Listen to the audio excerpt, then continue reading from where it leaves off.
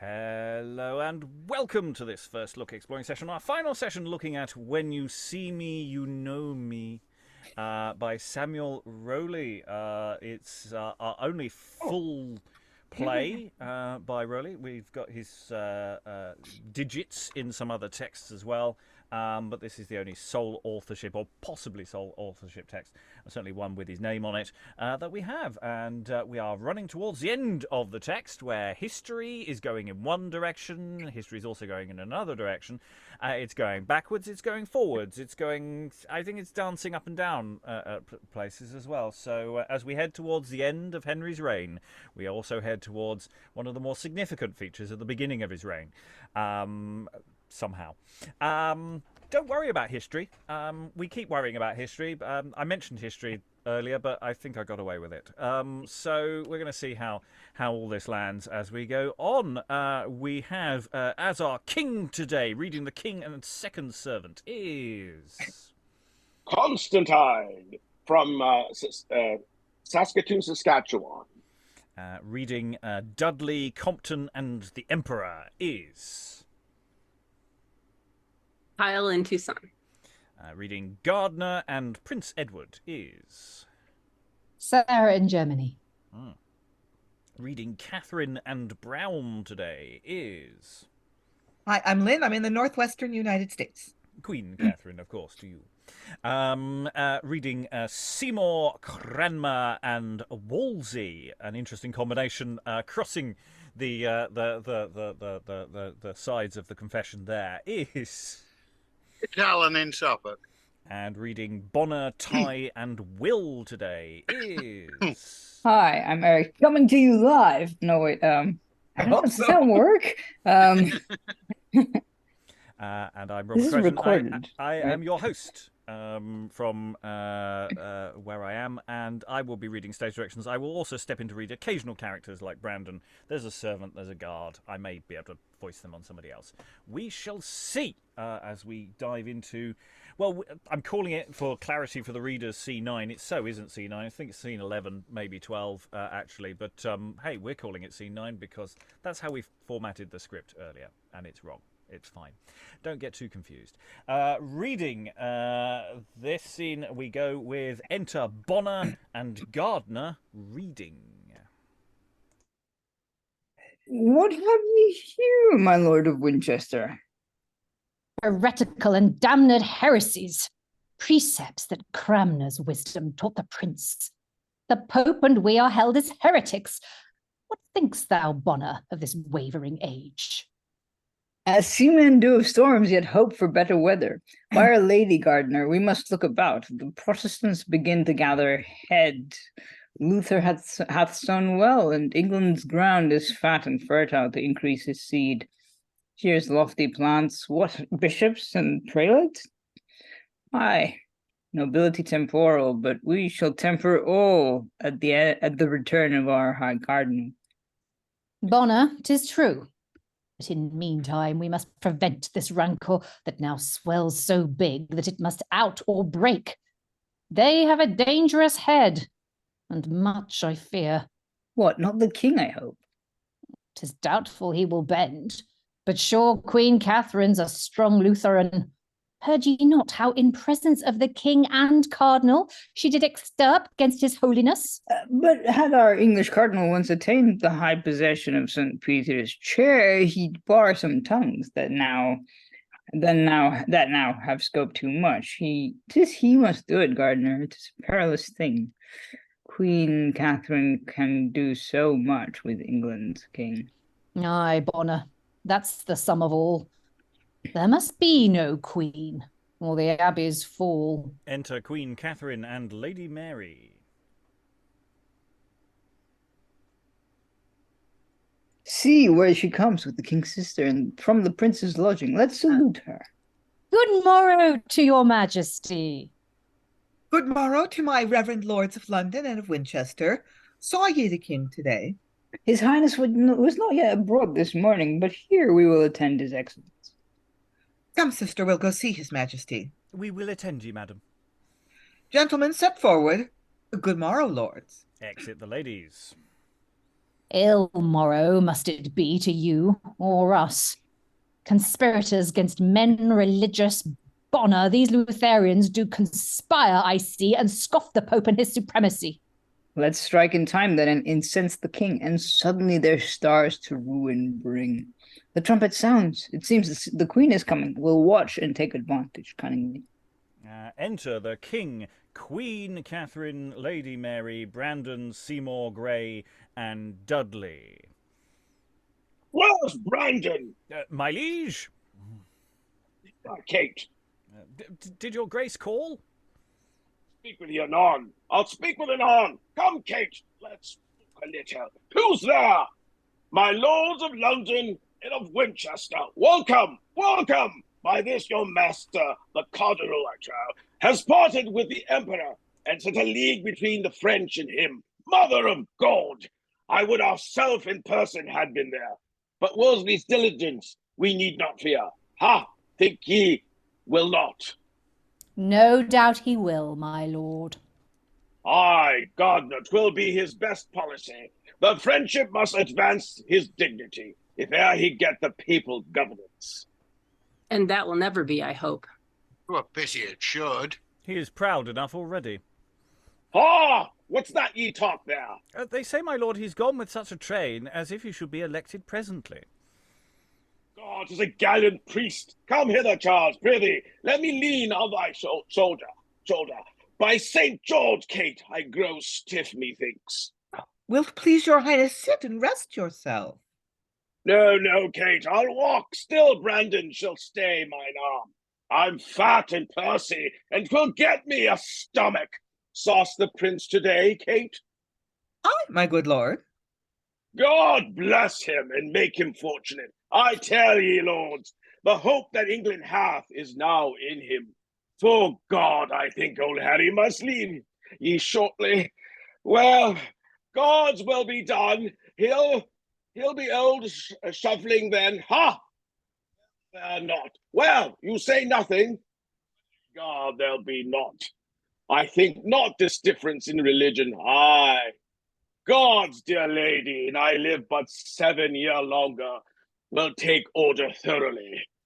We hear that Luther out of Germany hath with a book unto your majesty, wherein he much repents his former deeds, craving your highness pardon, and withal submits himself unto your grace's pleasure.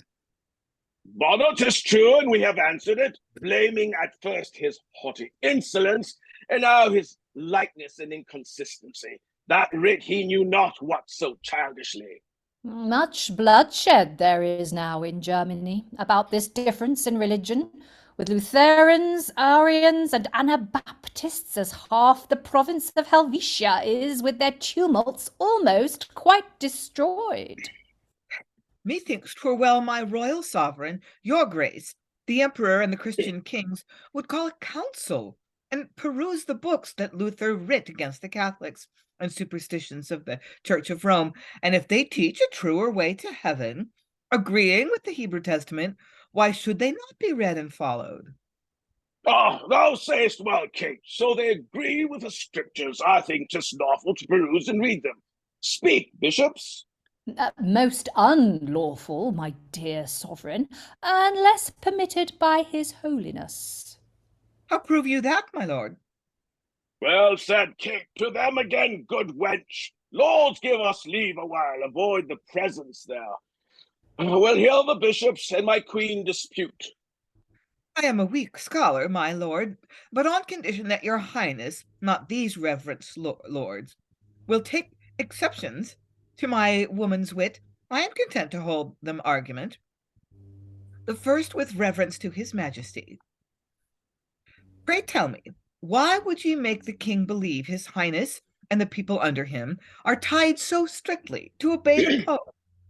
Because, fair queen, he is God's deputy. So are all kings, and God himself commands the king to rule and people to obey, and both to love and honor him.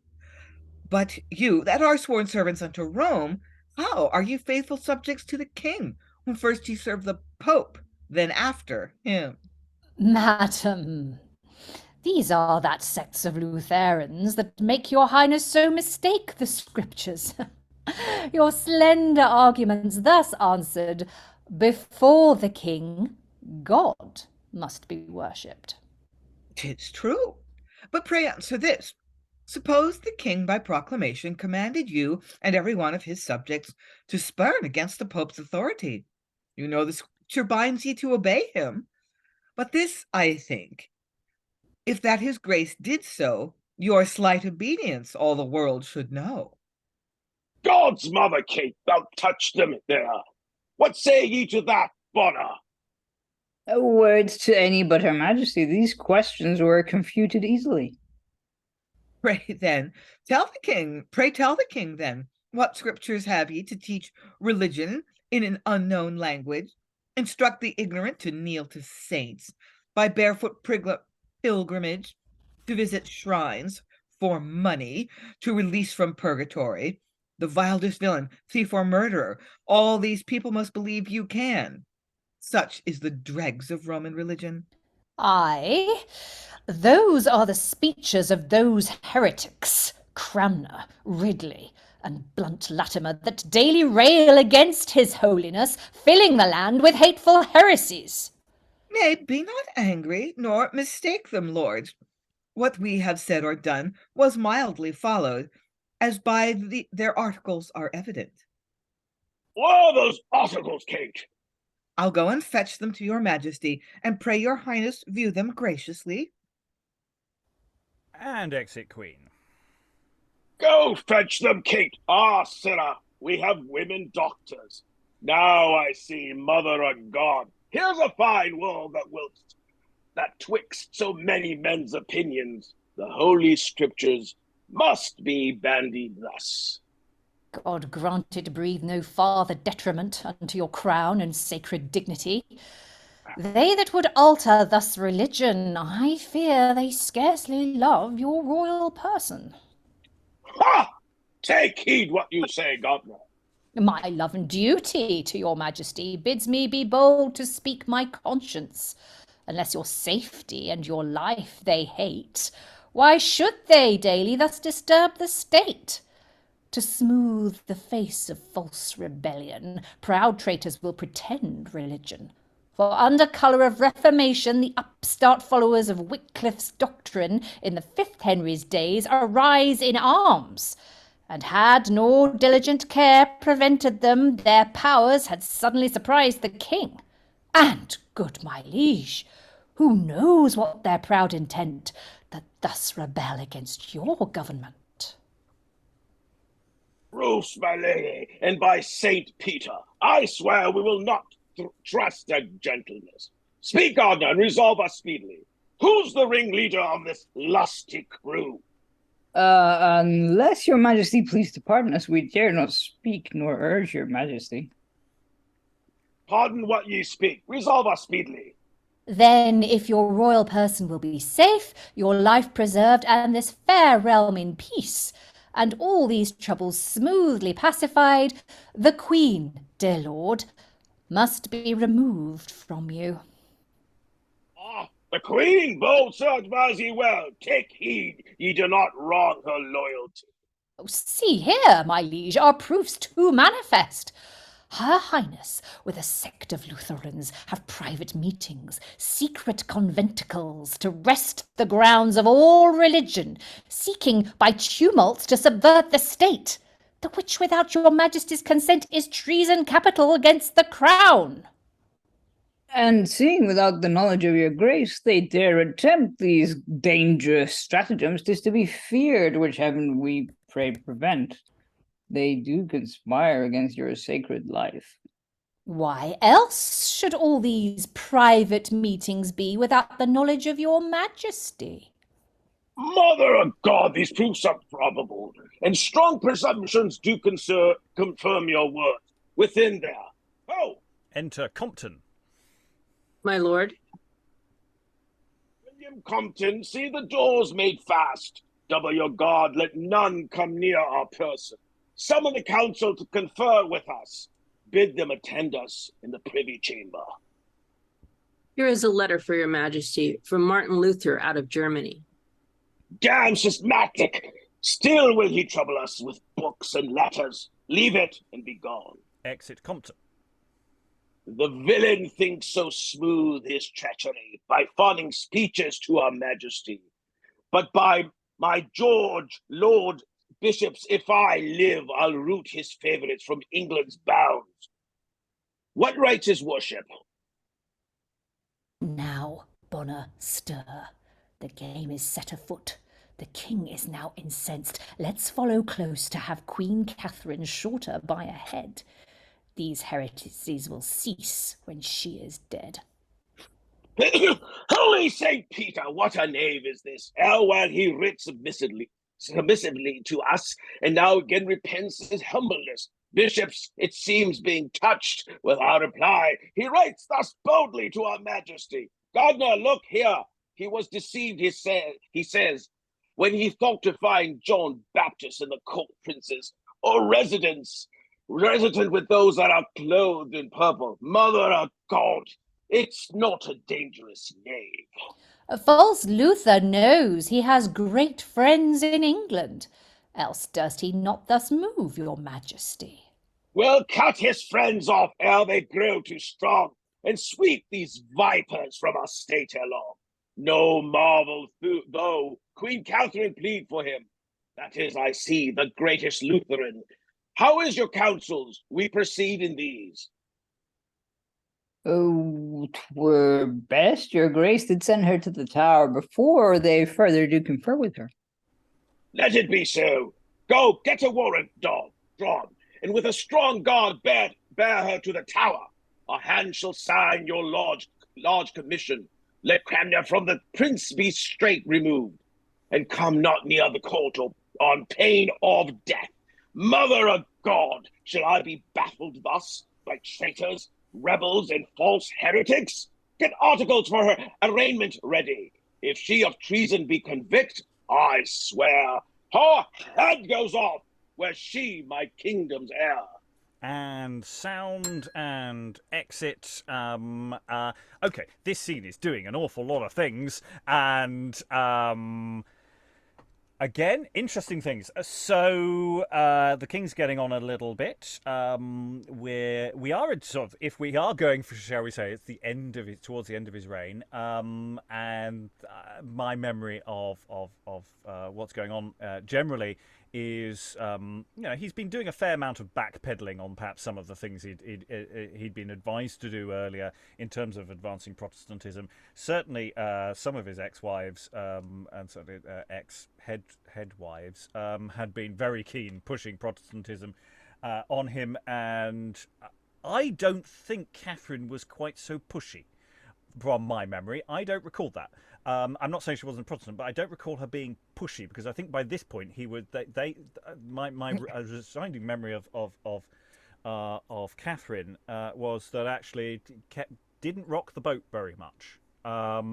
So I'm wondering if there is a deliberate conflation of what may have happened more with Anne Boleyn, really, because she was definitely pushing the king towards Protestantism. So I think that, again, with a play that isn't really necessarily interested in chronology, and necessarily with character, that there is a sort of weird cross-pollination here, because I certainly don't think he ever sent her to the tower. I think I'd remember that. I could be wrong. I'm not an expert on this.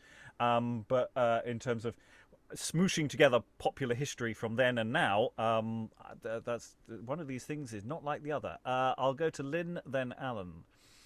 I don't know if she ever went to the tower, but Henry's last wife was in his danger at one point. That she got a little too Protestant on him, and he did like threaten to have her arrested. I mean, she was at one point it was kind of touch and go, but she managed to sweet talk her way back into his good graces. Oh, I just know how much you like to debate religious matters, so I was just basically kind of playing devil's advocate or something. She managed to talk herself out of it, but she was actually in a very precarious position at least once during their marriage.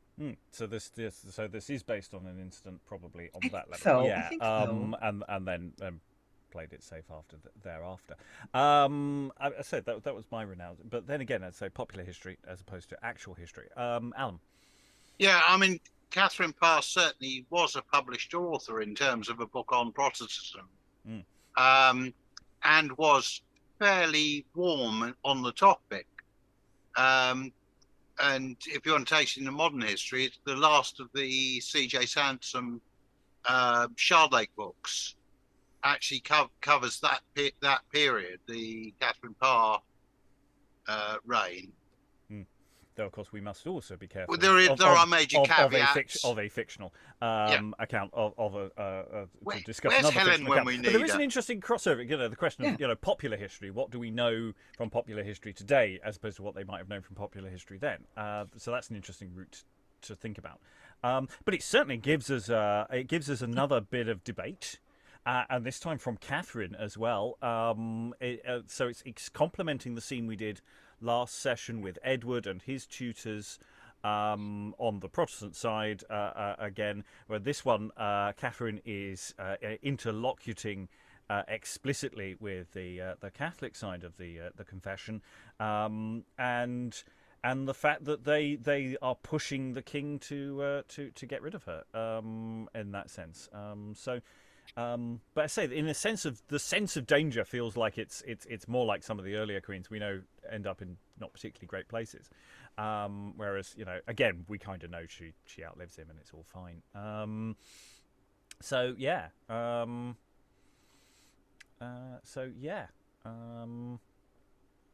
she was more evangelical than I had her in my memory banks. Okay, that's good. Eric. What I find interesting is that, I think it was 2 scenes ago or 3 scenes ago, Henry was like, "Oh yes, I will take all the men down," and I've been to prison and I'm now a hardened criminal and all that. And now he's kind of, "Oh, my bones ache." Yeah, I mean, it's obviously time is moving very quickly in this play because it's a play, but it's just kind of. Yes, if I lived long enough, just 7 more years, I could totally do this. It's just not because they happen to know the history. Yeah, there is a real sense that since we last saw the king, that they put the big grey beard on, they've taken the red one off. They've given him a stick or something. The jousting injury might be playing up a bit, and all that stuff. So yeah, they're really playing on that. Okay, any other thoughts? Otherwise, we will move on to another scene. Next scene coming up. 10, 12, depending on your point of view. But we are going to meet once again the Prince Edward, who's chatting with Cranmer, Ty, and the young lords. Cranmer? My lord? Where is Francisco, our Italian tutor? He doth attend your grace without, my lord. Tell him anon we will confer with him. We'll ply our learning, Browne, lest you be beaten. We will not have your knighthood so disgraced. I thank ye, my good lord, and your grace would but a little ply your learning. I warrant ye I'll keep my knighthood from breaching. Faith, Ned, I will. How now? What letter's that? From your grace's sister, the Lady Mary. Oh, come, give it me. We guess at the contents. Cranmer, my sister, oft hath writ to me that you and Bishop Bonner might confer about these points of new religion. Tell me, tutor, will ye dispute with him? With all my heart, my lord, and wish the king would deign to hear our disputation. What hast thou there? A letter from your royal sister, young Elizabeth. Another letter. Ere we open this, we will view them both immediately. I pray ye attend us in the next chamber, and tutors, if I call ye not before, give me some notice if the king my father be walked abroad. I must go visit him. We will, fair prince. And we can infer exit of Cranmer, Ty, etc. What says my sister Mary? She is eldest, and by due course must first be answered. The blessed mother of thy Redeemer, with all the angels and holy saints, be intermisses to preserve thee of idolatry, to invocate the saints for help. Oh, alas, good sister, still in this opinion? These are thy blinded tutors, Bonner, Gardner, that wrong thy thoughts with foolish heresies. I'll read no further. To him will Edward pray for preservation that can himself preserve me, without the help of saint or ceremony. What writes Elizabeth? Sweet sister, thou hast my heart, and of Prince Edward's love hast greatest part. Sweet prince, I salute thee with a sister's love. Be steadfast in thy faith, and let thy prayers be dedicated to God only. For 'tis he alone can strengthen thee and confound thine enemies. Give a settled assurance of thy hopes in heaven. God strengthen thee in all temptations, and give thee grace to shun idolatry. Heaven send thee life to inherit thy election. To God I commend thee, who still I pray preserve thee, thy loving sister Elizabeth. Loving thou art, and of me best beloved. Thy lines shall be my contemplation's cures, and in thy virtues I will meditate. To Christ I'll only pray for me and thee. This I embrace. Away idolatry. Enter Cranmer. How now, Cranmer? Where's the king? Conferring with his council, gracious prince. There is some earnest business troubles him. The guards are doubled, and commandment given that none be suffered to come near the presence. God keep his majesty from traitors' hands. Amen, good Cranmer. What should disturb him thus? Is Cardinal Wolsey yet returned from France?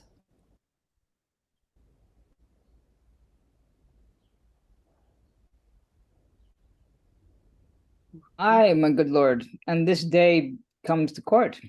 Perhaps this hasty business of the king is touching Wolsey and his embassage. Pray God it be no worse, my lord. Enter Compton. Here comes Sir William Compton from his highness. Health to your excellency. What news, Sir William? The king expects your grace's company, and wills your highness come and speak with him. And Dr. Cranmer from his majesty, I charge you speedily to leave the court, and come not near the prince on pain of death, without direction from the king and peers. Sir, I obey ye. God so deal with me, as I have wished unto his majesty. Cranmer banished the court? For what, I pray? I know not, gracious lord. Pray pardon me. 'Tis the king's pleasure, and trust me, I am sorry. It was my hap to bring this heavy message. Nay, good Sir William, your message moves not me. My service to his royal majesty was always true and just, so help me heaven. Only I pray your grace to move the king, that I may come to trial speedily, and if in aught I have deserved death, let me not draw another minute's breath. Exit Cranmer. Will you go, my lord? Not yet. We are not your prisoner, are we, sir? No, my dear lord. Then go before, and we will follow ye. Your worship will forget yourself, I see. Enter Ty. My tutor thrust from court so suddenly. This is strange. The queen, my lord, has come to speak with you. And enter the Queen. Avoid the presence, then, and conduct her in. I'll speak with her, and after see the king. Leave us alone, I pray ye. Your grace is welcome. How fares your majesty? Never so ill, dear prince, for now I fear, even as a wretched caitiff killed with care, I am accused of treason, and the king is now in council to dispose of me. I know his frown is death, and I shall die. Who are your accusers? I know not. How know ye then his grace is so incensed? One of my gentlemen passing by the presence took up this bill of accusations, wherein 12 articles are drawn against me. It seems my false accusers lost it there. Here they accuse me of conspiracy, that I with Cranmer, Latimer, and Ridley do seek to raise rebellion in the state, alter religion, and bring Luther in, and to new government enforce the king. Then that's the cause that Cranmer was removed. But did your highness e'er confer with them, as they have here accused ye to the king? Never, nor did I one such, nor ever had I one such thought, as I have hope in him my soul hath brought. Then fear not, gracious madam. I'll to the king, and doubt not but I'll make your peace with him. Oh, plead for me. Tell him my soul is clear. Never did thought of treason harbor here.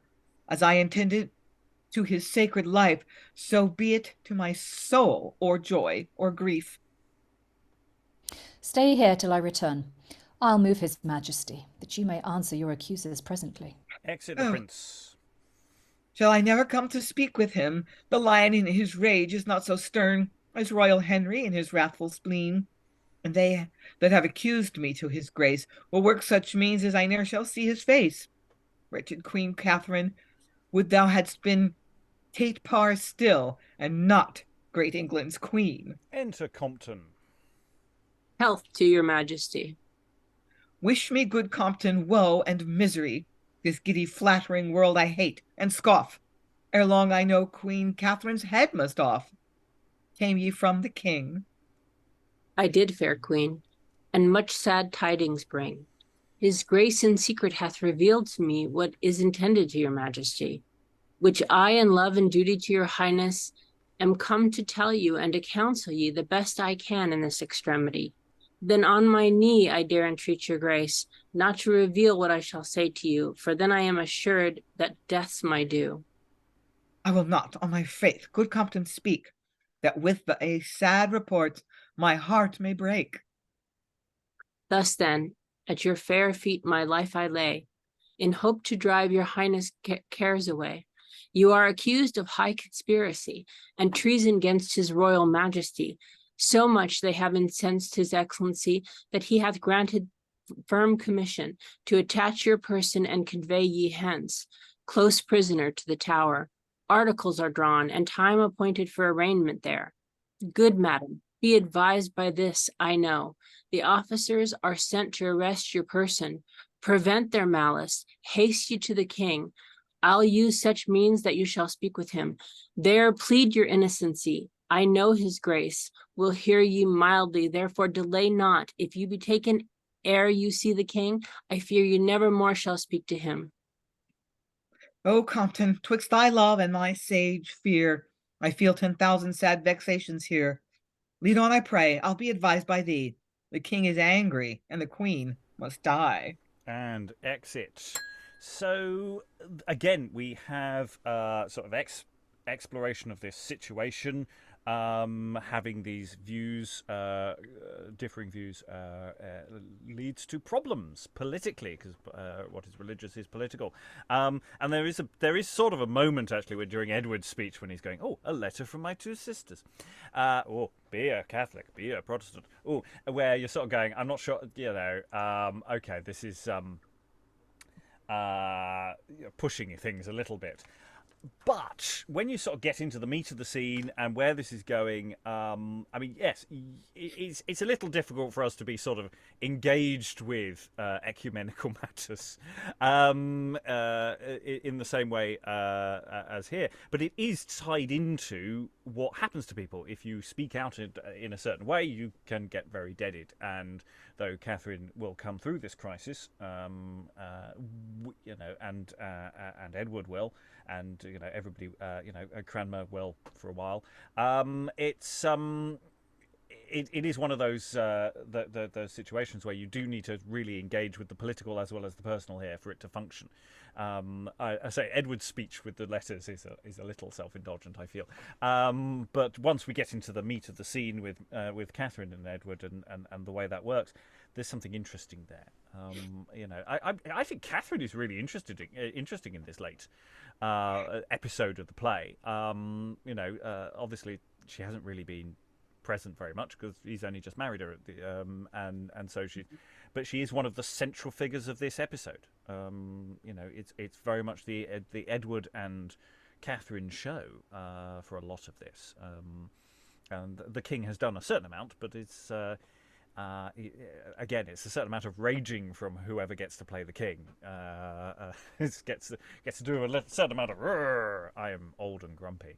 Whereas there is, we've had a debate scene, we've got this imperil scene, and Compton has come into focus as well. Compton, whose primary role has been to enter. In this play, constantly reading "Enter Compton." No idea when he leaves, but he always enters. And yeah, so there's an awful lot of that. But Compton is doing some gets a decent speech, which is nice. Thoughts? I'm wittering on. Now I can sense it. Sarah. It's interesting as well, the way, at the beginning of the play, Wolsey was set up as the kind of big villain of the piece. And he's not really involved here at all, which on the one hand is like, well, no, of course he wouldn't be because he was dead. But given that the play really doesn't care about that, and people keep referencing him left, right, and centre, it's really interesting that the playwright has chosen to kind of put him more into the background and bring Gardner and Bonner up as the sort of the chief villains of this plot against Katherine. I mean, I don't know if that's like he's sort of like, oh well, I suppose I better just follow the history. But I'm like, mate, why start now? Yeah. You created this big villain. Like, why not just use him as you've got him there? Yeah, and it is odd because yes, Wolsey has sort of popped up and he was quite present in the beginning of the play, and then he sort of just bobbed in and every so often just to twirl his moustache and then go away again. And he will. That spoilers, but his plotline will be a bit resolved towards the end of the play, so he's not disappeared. But you're right, he can't engage with this element of the plot because he's been dead for 15, 20 plus years. He's been dead for ages. Really can't. This really is stuff that would be focused on the divisions between the various church figures who were active at the time. So yeah, it's sort of like the play. We've got to park Wolsey until we can do some stuff he was alive for. And yes, as we come towards the end of Henry's reign, we are coming towards some bits which Wolsey was alive for. It's very confusing. Don't think about it too hard. Other thoughts? Anyone want to leap in? Alan? Yeah, I mean, Bonner and Gardner both did feature in one of the early scenes in the play where they were effectively Wolsey's protégés. Because he promised them both promotion when he got promoted himself. So there is a certain degree of continuity, I suppose, but continuity in this play is... Well, there's a baton. A wibbly-wobbly issue. There is the baton passing, and I say there is continuity in the play. There's nothing discontinuous within the logic of the play. It's just Wolsey has come out of focus. Eric? What I find interesting is that for a play that's about a king, it's not so much focused on, in other plays about kings and stuff, there's also elements of, how a king should govern, perhaps, how a king should, think and, structure the nation, that kind of stuff. But this one seems to be primarily about religion, which I'm intrigued by, because it's clearly it was a great concern at the time. But yeah, I don't know. Yeah, and I mean, Henry VIII's reign is a difficult one to do. If there isn't a major rebellion, there were rebellions. If there isn't a major war, there was a bit of a war here and there. He did fight some battles, but Henry isn't a war leader. He's not a failed king who has to fight off a rebellion. His is a difficult reign to talk about. In a sense, there only really is his wives or the religion. And until recently, they haven't talked about religion. They've sort of side-skirted it. This is the first time really that they've made a play about religion. partly because to a degree it's banned. You're not supposed to do plays discussing the nature of the confession. It's a thing that Henry first started putting edicts out for, and Elizabeth is the only one who really properly got behind that, and that's why things like morality plays disappear, is because you're not supposed to do them anymore. They're really bad for business. Stop debating public things publicly. So it's quite interesting that the moment James is on the throne, a play like this can pop up, and I think it's part of that confusion as to, well, what is censorship under the new reign? What is James going to allow us to do? Let's get this thing out there and see. So as we keep discussing how much of this is political, and there's an interesting question, just debating religion is political, even if you're going to come down on the side of the angels, as the Protestant orthodoxy would say at the time, which is very clearly a Protestant play. I mean, they're not siding with the Catholics at all. Oh, look, Mary, no. Elizabeth, yay. It's not subtle. But yeah, Lynn. Yeah. Also, I don't know how concerned this play is about this. Elizabeth was always very cagey, and not at all public about her particular faith journey. But when Edward was king, the tension between him and Mary was really a serious problem, because his administration was strongly Protestant, and she refused to quit hearing mass, and she absolutely clung very tightly to her religion. She wasn't, in fact, noted for piety until her brother became king, and then she sort of reacted to that by becoming more Catholic than ever. She even at one point considered leaving the country because she felt unsafe. But there was actually quite a bit of conflict between Edward and Mary. And Edward and Elizabeth, I think they were closer in age and had actually been educated together for a while. So they had more of a brother-sister relationship. So this is actually, coincidentally or not, kind of accurate. Edward and Elizabeth kind of had a relationship, and Edward and Mary never really did have a sibling relationship, and their religious differences was a problem. Yes. I have lots of thoughts, but we have to move on. Hopefully there'll be time for them later on. We could discuss. There's a lot of fun stuff we could discuss here. Anyway, we'll go into scene 11, 13. I'm not sure what number we're on anymore. Enter Bonner and Gardner with the commission. Come, Bonner, now strike sure, the iron's hot. Urge all thou canst, let nothing be forgot. We have the king's hand here to warrant us. 'Twas well the cardinal came, and so luckily, who urged the state would quite be ruined if that religion thus were altered, which made his highness, with a fiery spleen, direct out warrants to attach the queen. It was excellent that Caesar once o'erthrown to crop the lower shrubs, let us alone. Those articles of accusations we framed against her, being lost by you, had like to overthrow our policy, had we not stoutly urged his majesty. Well, what's now to be done? A guard must be provided speedily, to bear her prisoner unto London Tower, and what convenient place to arrest her person. Hush, any place shall serve, for who dare contradict his highness' hand? Even from his side will hold her and bear her quickly to her longest home, lest we in ours by her to ruin come. About it then.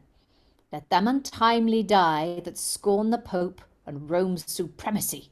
And they exit, and I'm going to call that the end of a scene, which we haven't got noted there. I'm not going to linger very long on this, but yes, there's one moment I loved here, which was just mentioned. It's like in modern day politics when someone leaves a briefcase in a pub. or in the back of a taxi, and it's just if you nearly lost us, when you left those articles lying around, and I quite like that moment because it's a little callback to we found this confidential document that we shouldn't have known about, and I quite like that. That just tickled me. Otherwise, it's all plot and setting up and moving on, and just straightforwardly separating some characters from the previous scene to make sure things can move forward. Eric. Yeah, I find it interesting that like that line about Caesar, and it's like, if you're performing this in front of the king, talking about the overthrow of a king, or well, emperor in that case, who was a tyrant, at least, in the way he was framed historically. Yeah, probably not a very good idea. I don't know, maybe just saying. Yes, always be careful about what you do when you reference Caesar, depending on which Caesar you want to throw in. Eric. Also, I realized the thing, like, while we were reading this, it actually provides, because we've read like Game of Chess, and it actually provides a lot of context for that, which it makes it a lot clearer for me, at least, because I know nothing about Catholicism versus Protestantism and like the dynamics there.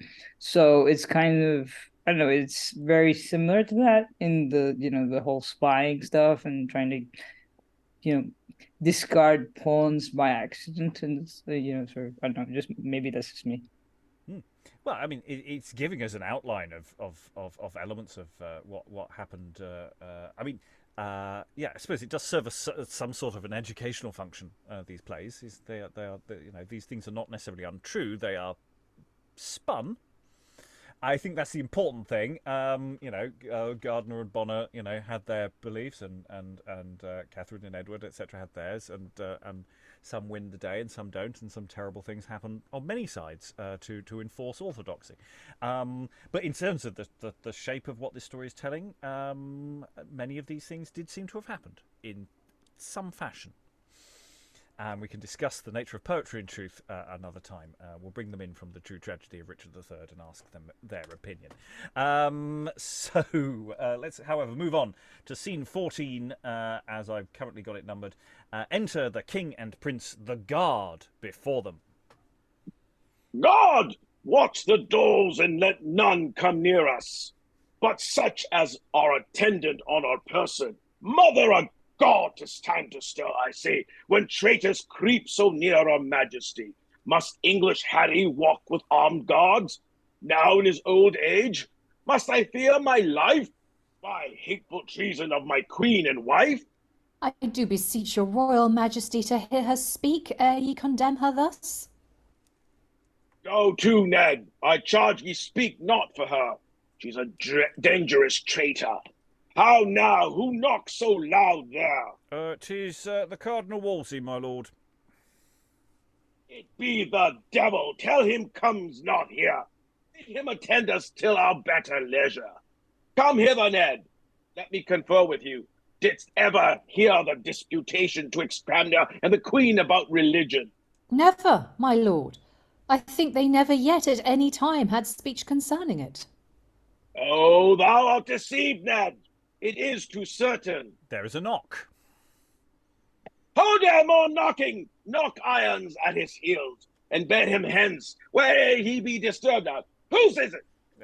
Sir William Compton, my liege. Well, let him in. God's holy mother, here stirred indeed. Compton, ye knock too loud for entrance here. You care not though the king be near, so near. Say ye, sir, ha! I do beseech you pardon for my boldness. It's your business.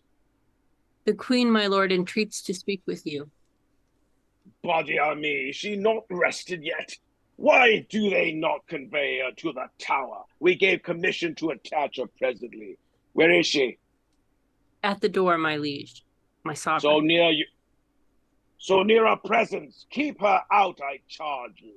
Bend all your halberds. Points against the door. If she presume to enter, strike her through.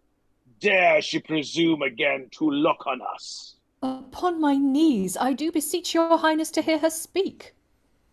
Up, Ned. Stand up, I will not look on her. Mother of God, stand close and guard it, sure. If she come in, I'll hang ye all, I swear. I do beseech your grace. Sir, boy no more. I'll hear no more of her. Proud slut, bold traitress, and forgetful beast. Yet dare she further move our patience. I'll pawn my princely word, right, royal father, she shall not speak a word to anger ye. Will you pawn your word for your mother of God, the Prince of Wales? His word is warrant for a king, and we will take it, Ned. Go, call her in. Enter Queen Katherine. William, let the guard attend without. Reach me a chair, and all but the prince depart. How now? What do you weep and kneel? Does your black soul the guilt of conscience feel? Out, you're a traitor. Katherine? A traitor? Oh, you all-seeing powers, hear witness to my lord, my loyalty. A traitor? Oh, then you are too merciful. If I have treason in me, why rip ye not my ugly heart out with your weapon's point? Oh, my good lord, if I have traitor's blood, it will be black, deformed, and tenebrous. If not, from it will spring a scarlet fountain, and spit defiance in the perjured throats that have accused me to your majesty, making my state thus full of misery. Canst thou deny it? Else I should wrongfully accuse myself. No, my dear lord, I do beseech your highness to satisfy your wrong with queen in this. Upon what ground grows this suspicion? Or who thus wrongfully accuseth me of cursed treason against your majesty? Some probable effects myself can witness. Others, our faithful subjects, can testify. Have you not oft maintained arguments, even to our face, against religion, which joined with other complots show itself, and as it is gathered by our loyal subjects for treason capital against our person? God's holy mother, you'll remove us quickly and turn me out. Old Harry must away. Now in mine age, lame and half bedrid, or else you'll keep me fast enough in prison. Ha, mistress, there are no hateful treasons these. Heaven on my forehead, write my worst intent, and let your hate against my life be bent. If ever thought of ill against your majesty was harbored here, refuse me, gracious God, to your face, my liege.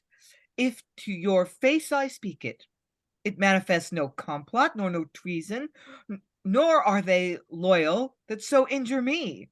When I did speak, was as my woman's wit to hold out argument could compass it.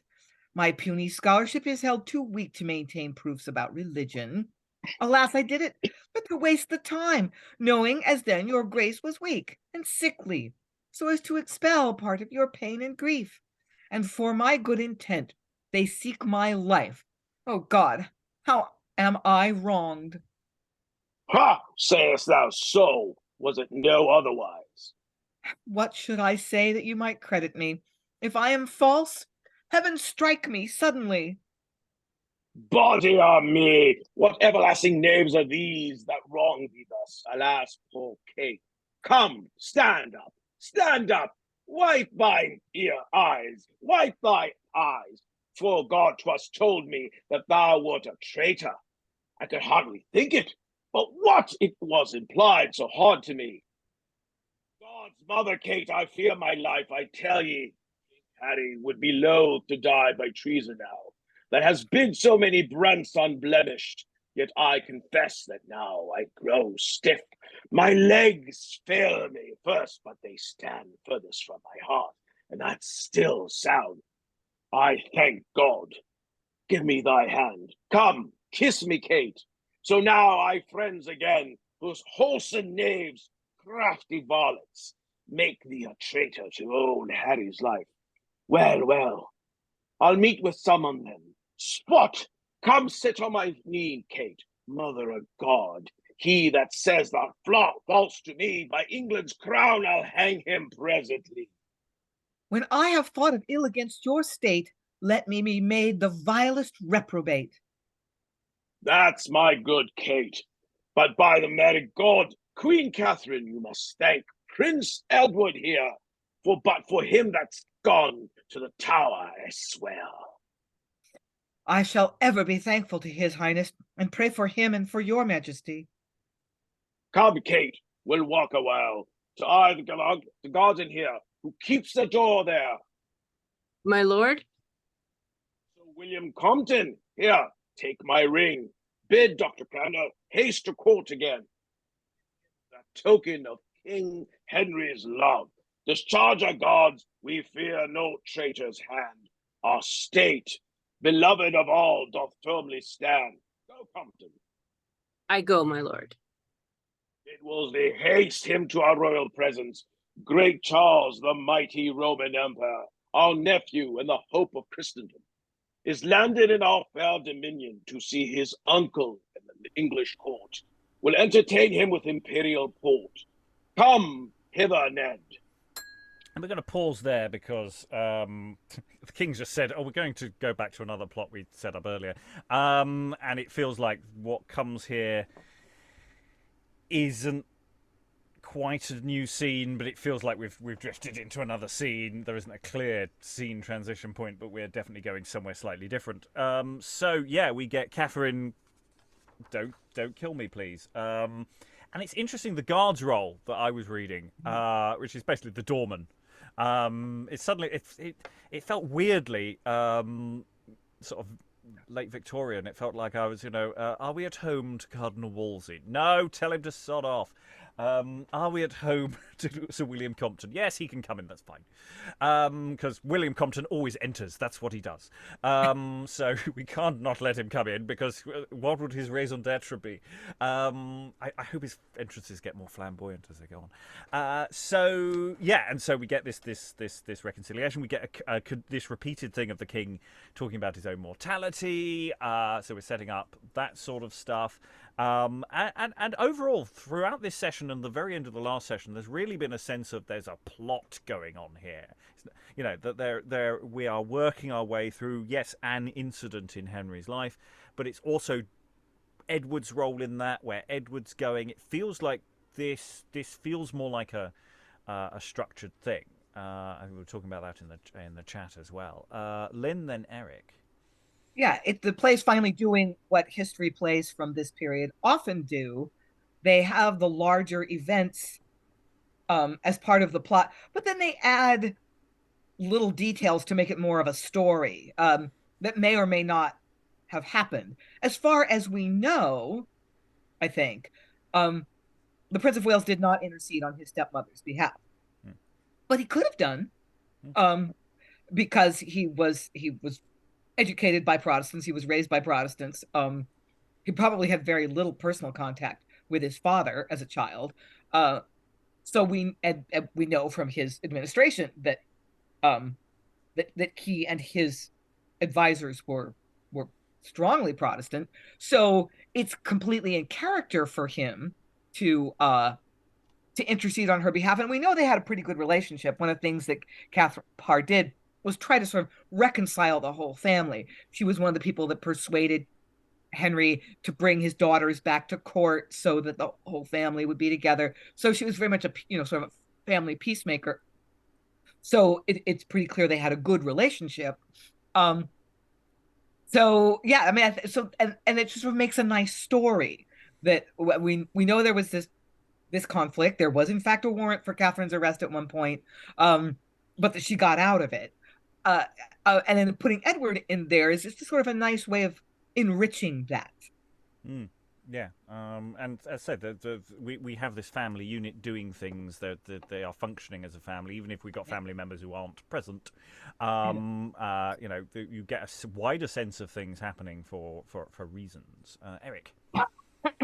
What I was going to say was that it's like, yesterday we were talking about how the king changes, like within that line, like within a scene, he like went from like, oh yeah, this is a lovely day, and then like sort of just got really pissed off at Browne for marrying his sister, and then sort of went, oh, I'm just kidding. I feel like this scene also does that, where it's like he's basically woken up and his coffee machine broke or something. It feels like that kind of thing. It's like, why is there no coffee? Where is the coffee? Oh, Compton has the coffee. Okay, it's fine. Yeah, you don't want to encounter Henry when his Nespresso isn't available. Other coffee pods that taste pretty awful are available. Yeah, so I say we're sort of mid-scene. It's sort of this we're effectively pivoting, I think, over the rest of this scene. As say, because the king's sort of saying, "Oh, there's some plot happening. Let's go and have a little wander over here for a moment." At which point we have the entrance of Bonner and Gardner with the guard. Hang on, I've got to put my guard hat back on. There we are.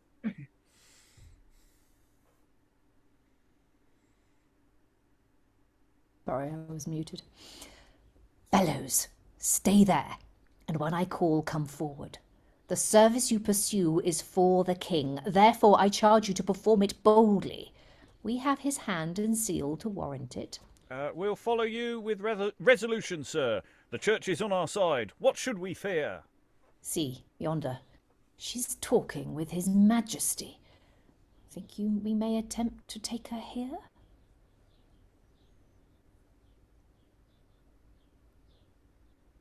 Bonner?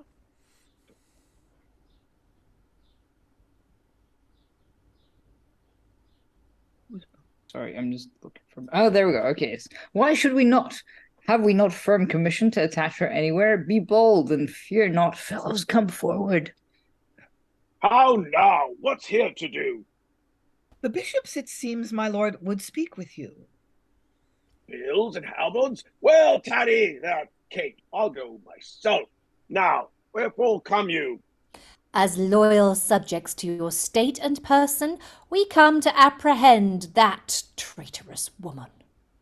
You are a couple of drunken knaves and varlets. God's holy mother, she is more true and just than any prelate that suborns the popes.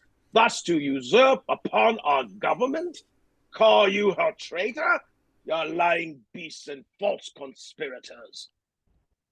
Your Majesty hath seen what proofs we had.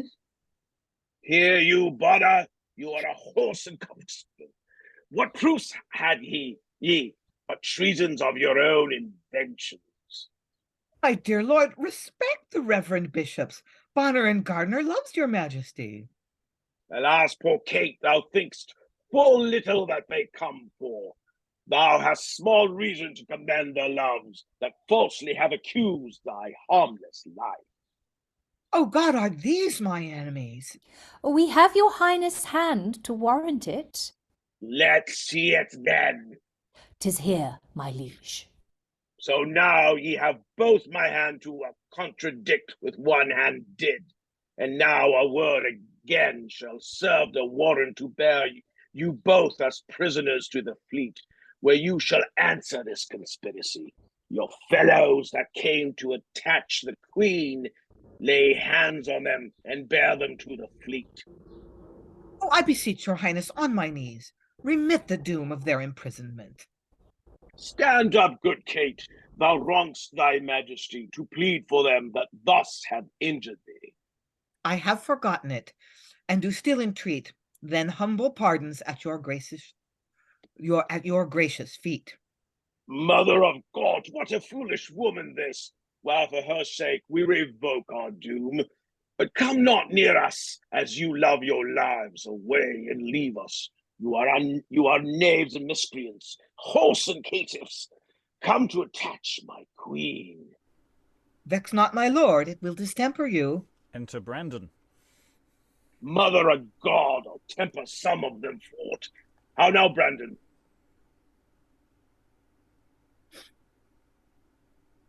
Oh, that's me. Sorry. The Emperor, my lord. Ready there. Charles Brandon, come, we'll meet the monarch of Imperial Rome. Go, Ned, prepare yourself to meet the Emperor. We'll send you further notice of our pleasure. And enter Cardinal and Will. Prince there. Cardinal, Hath not our tedious journey to France disturbed your grace's health and reverend person?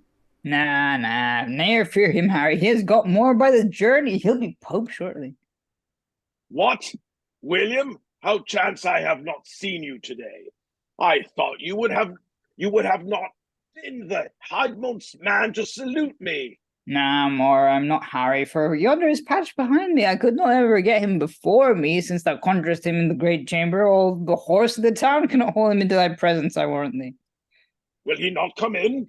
Not for the world. He stands watching at the door. He'll not stir while the cardinal come, and the fool will follow him everywhere. I thank you, William. I'm beholding to you still. Nah, my lord, I'm more beholding unto you. I thank your fool for it. We've ransacked your wine cellar since you went into France. Do you blush, my lord? Nah, that's nothing. You have wine there. He's able to set colour in any man's face, I warrant it. Why, William, is the cardinal's wine so good? Better than thine, I'll be sworn. I'll take but 2 handfuls of his wine, and it shall fill 4 hogsheads of thine. Look here else. Oh, dear. More devil, is it not? For without conjuring you could never do it. But I pray you, my lord, call upon mon Dieu no longer, but speak plain English. You have deceived the king in French and Latin long enough, a conscience. Is his wine turned into gold, Will? The full mistakes, my gracious sovereign. Aye, my lord, ne'er set your wits to the fools. Will Summers will be secret now and say nothing. If I would be a blab of my tongue, I could tell the king how many barrels full of gold and silver there was 6 times filled with plate and jewels, 20 great trunks with crosses, crossiers, capes perhaps, mitres, maces, golden crucifixes, besides the 412,000 pound that poor chimneys paid for Peter Pence. But this is nothing, for when you are Pope, you may pardon yourself for more knavery than this comes to. Go to, fool, you wrong the cardinal. But grieve not, Wolsey. William, be bold. I pray you, set on to meet the emperor.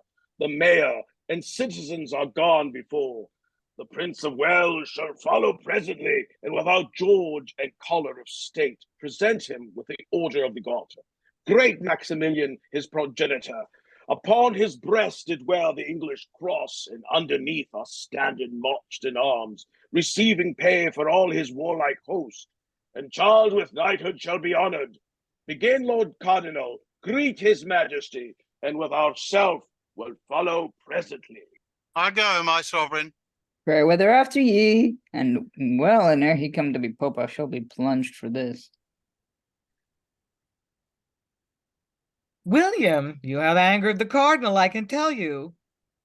'Tis no matter, Kate, I'll anger him worse ere long, though for a while I smooth it to his face. I did suspect what here the fool hath found. He keeps, forsooth, a high court legatine, taxing us subjects, gathering some of gold, which he belike hath hid to make him Pope.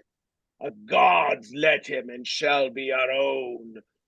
But to our business. Come, Queen Katherine, you shall with us to meet the emperor. Let all your ladies be in readiness. Go, let our guard attend the Prince of Wales. Upon ourselves, the lords and pensioners shall give attendance in their best array. Let all estates be ready. Kate, the emperor shall see our English state. And I'm going to infer that they all exit at that point, and that's the end of the scene. So that's good. Yep, we've got up to scene 15. That was the target. Sorry, just a bit of admin.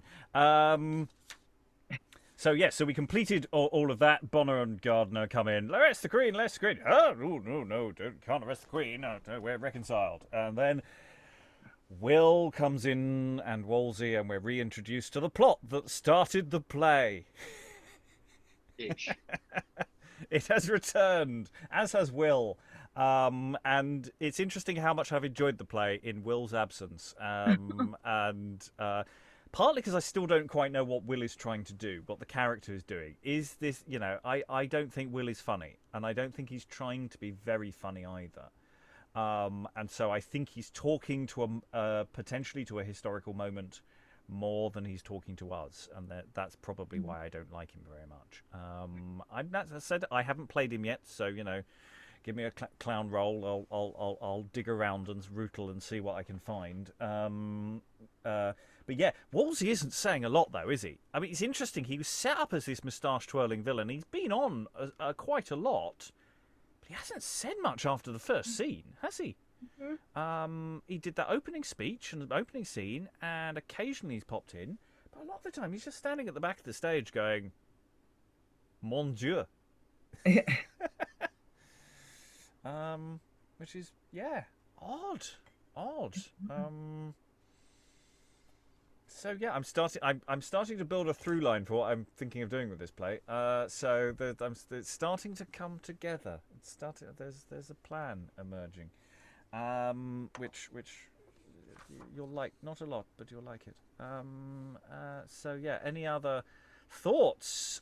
It's sort of just a tidying up of the Gardner Bonner Kate bit. That was sort of fine. Then we're reintroduced to this. There's an awful lot of plot, but then there's also an awful lot of just a bit of history cramming in.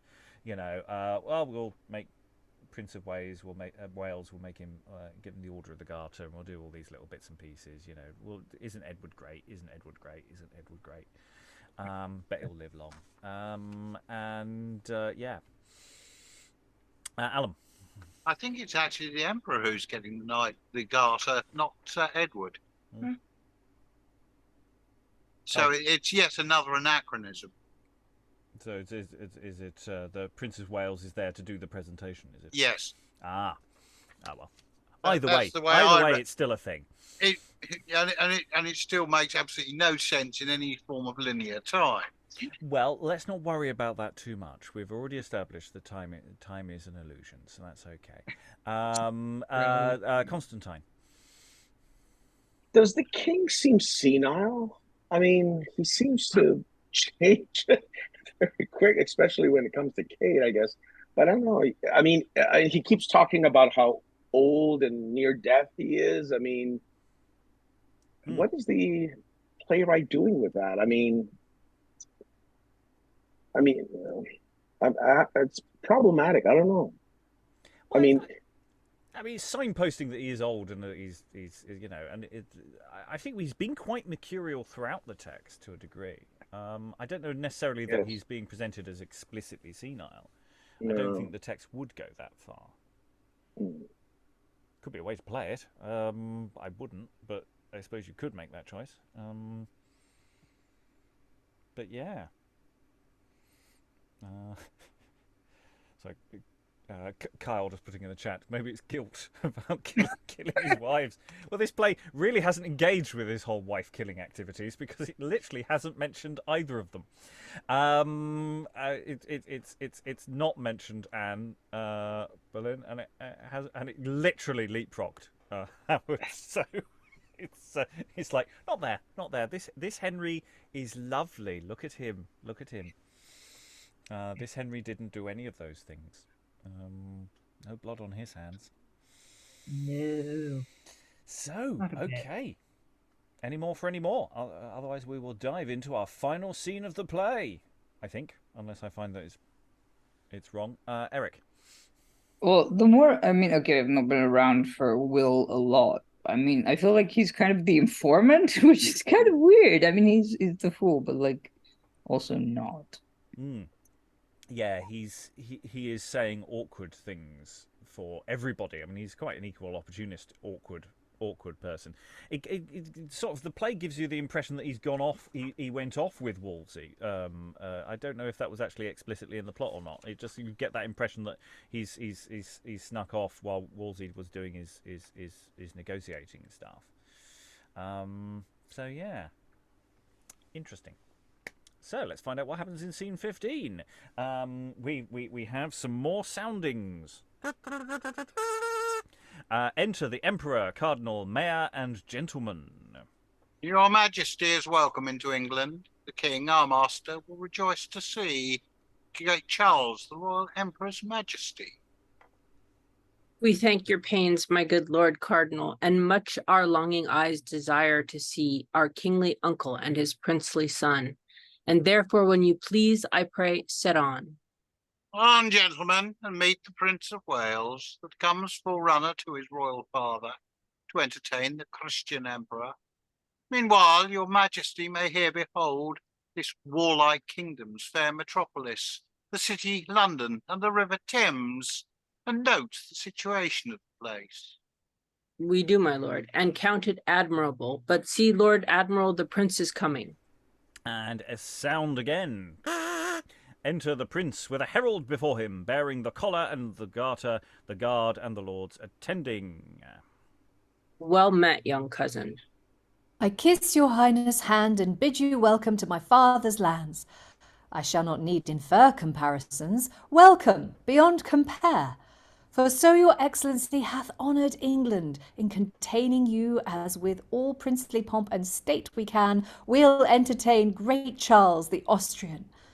And first, in sign of honour to your grace, I here present this collar of estate, this golden garter of the knighthood's order, an honour to renown the emperor. Thus, as my father hath commanded me, I entertain your royal majesty. True honoured offspring of a famous king, thou dost amaze me, and dost make me wish I were a second son to England's lord, in interchange of my imperial seats, to live with thee, fair hope of majesty. So well our welcome we accept of thee, and with such princely spirit pronounce the word, thy father's state can no more state afford. Yes, my good lord, in him there's majesty, in me there's love, with tender infancy. Sound trumpets. The trumpets sound, my lord. The king is coming. Go, all of you, attend his royal person, whilst we observe the emperor's majesty.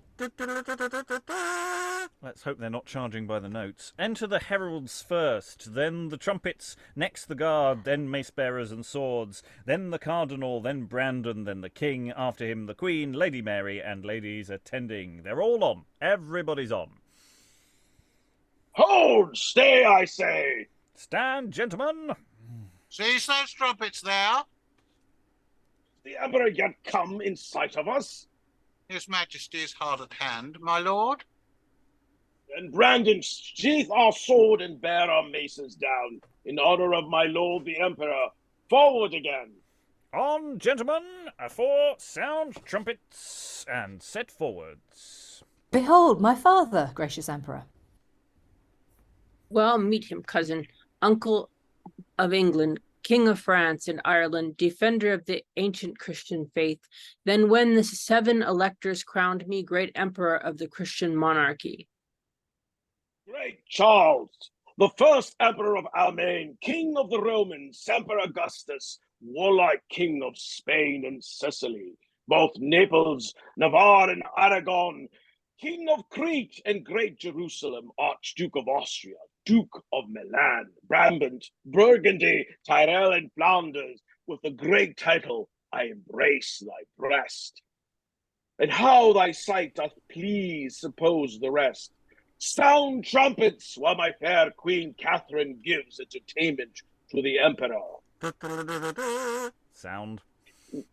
Welcome again to England, princely cousin. We dwell here but in an outward continent where winter's icicle hangs on our beards, bordering upon the frozen orcades, our mother point compassed with the Arctic Sea, where raging Boreas stirs from winter's mouth.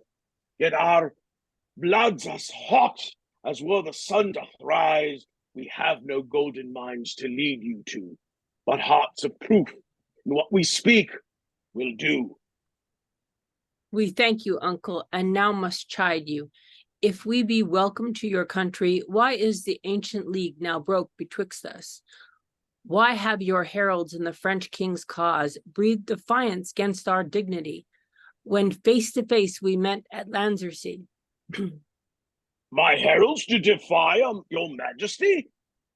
Mistakes. We send ambassadors to treat a peace between the French and you, not to defy you as an enemy. Yet, uncle, in King Henry's name he came, and boldly to our face did give the same. He'll stop that fatal boding emperor's throat that sings against this dismal raven's note.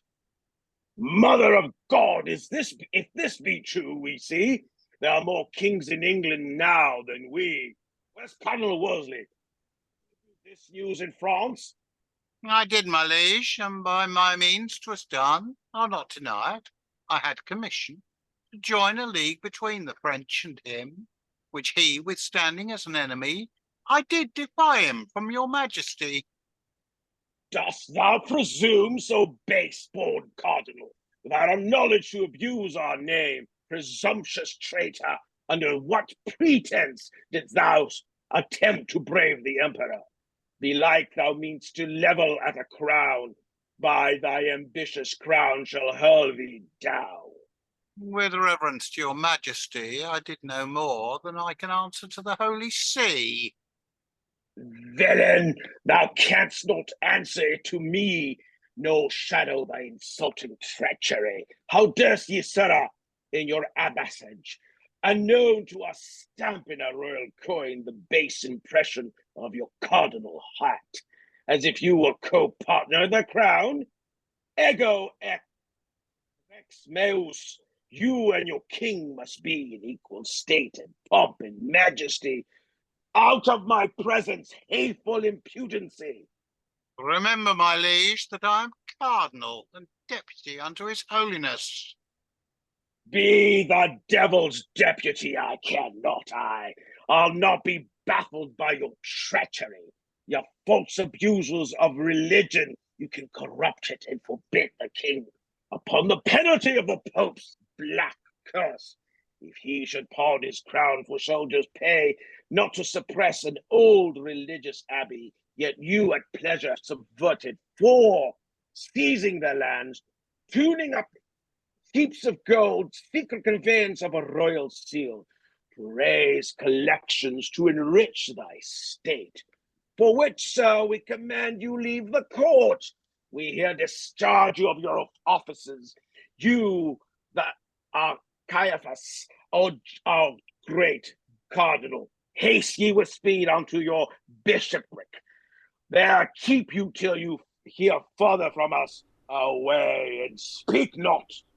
Yet will I proudly pass as cardinal, although this day define my heavy fall. Exit Wolsey. I fear King Henry and my royal uncle, the cardinal, will curse my progress hither. No matter, cousin, beshrew his treacherous heart, has moved my blood to much impatience. Enter Will Somers. Where's Will Somers? Come on, wise William. We must use your little wit to chafe this anger from our blood again. What art thou doing? I am looking round about the emperor. Methinks 'tis a strange sight, for though he have seen more fools than I, yet I never saw no more emperors but him. Is this Will Somers? I have heard of him in all the princes' courts in Christendom. Law ye, my lord, you have a famous fool of me, I can tell you. Will Somers is known far and near, you see.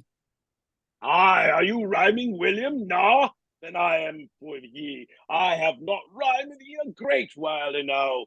I'll challenge ye, and the emperor shall be judge between us.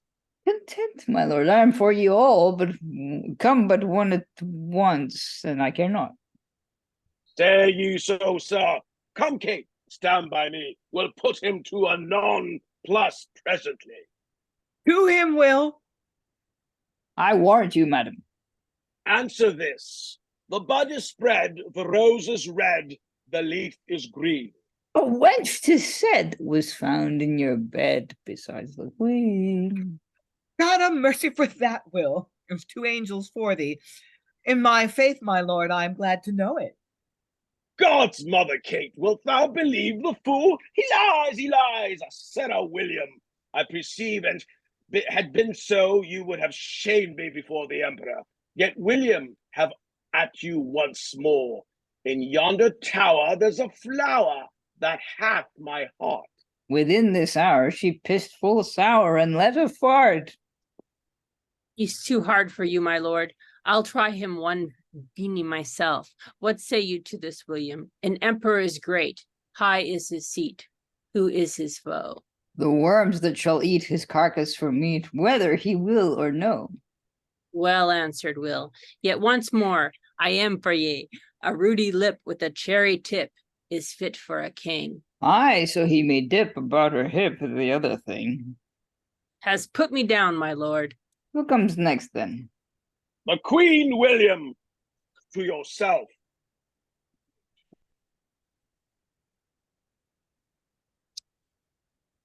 You have one more line. Well, I didn't. Yeah, I think it just clipped on the Come on, William, answer to this. What could I take? My head doth ache. What physics good? His one will make the colt break and warm your blood. I am not repulsed at first, William. Again, sir, women and their wills are dangerous ills, and some men suppose She that puddings fills, when snow lies on the hills, must keep clean her nose. Enough, good William. You're too hard for all. My lord the Emperor, we delay too long. You promised welcome to the English court, the honourable order of the Garter. Your majesty shall take immediately and sit installed therewith in Windsor Castle. I tell you there are lads good with that order, that would ungirt the proudest champion. Set forwards there, regard the Emperor's state. First in our court will banquet merrily, then mount our steeds, and girt complete steel, will tug at barriers, tilt in tournament. Then shall ye see the yeomen of my guard wrestle, shoot, throw the sledge, or pitch the bar, or any other active exercise. Those triumphs past, will forthwith haste to Windsor. St. George's night shall be the Christian Emperor. And they exit and the play ends. Okay, I am going to defend the playwright's decisions here because I actually think, now that we've read the whole play, this makes a lot of sense in terms of structuring and entertainment. So this is, I mean, if you're doing a story about a king's life, a king who, you know, especially at this point in the play, is constantly talking about dying, you know, this is the same problem that people writing biographies have, is that the story always ends sadly. And this is a play that can't end sadly. It can't end with the king's death. So you need to end with something fun. We've just finished a plot line all about him reconciling with Katherine, and there's no umphy way to close the play. And I think that's where the playwright has just willingly just gone, right, what's a fun, colourful, over-the-top thing that happened? Cloth of gold, we'll use that. And that's why we have this strange through line with this character who's been dead. He's gone, right, okay, how can I reconcile that? And that's why he's made this decision. And so we have pomp, we have this constant sounding of trumpets. We've got the entire cast come on stage, and then the clown gets to do the verbal fencing gag that we had at the beginning of the play, and gets to do, and one or two of them are quite good actually here, I have to say. So I always like a piss and a fart joke, and it ends the play in a high. Now, if I were reframing this play for a modern audience, I'd actually set the whole thing as a fever dream in Henry VIII's deathbed. And that he actually collapses in the previous scene, and this is him getting all his life muddled stuff muddled together, because that would be a way of framing it so that it makes more sense that this is all about Henry's idea of himself. And so he forgets murdering any wives.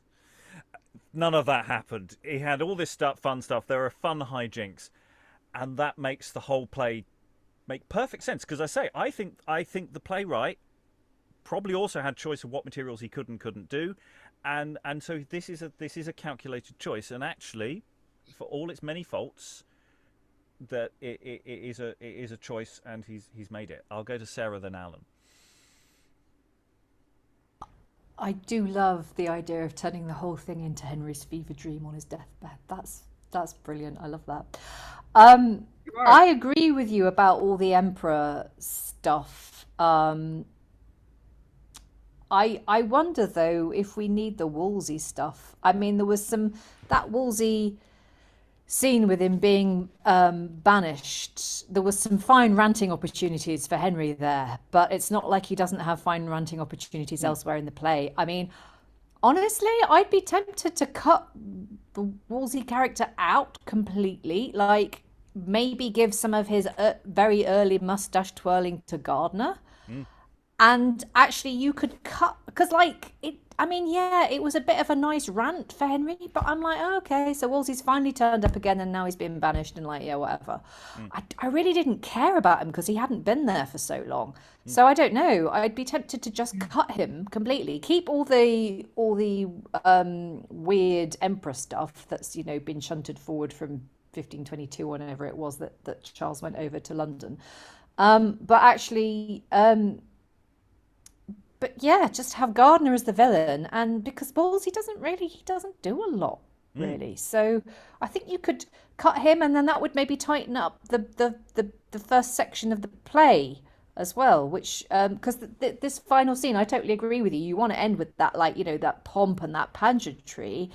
But I don't think Wolsey's end justifies him being there, if you know what I mean. No, I agree with that, and also I think there is a general question of how much we trim from this. This is not a short play; it's not an excessively long play, but it's not a short one, and so looking for cuts and looking for ways of eliding and tidying up some of the characters. We've got a lot of people wandering in and out. Some of those side plots, it's a question of, do we need the Mary Brandon side plot as well?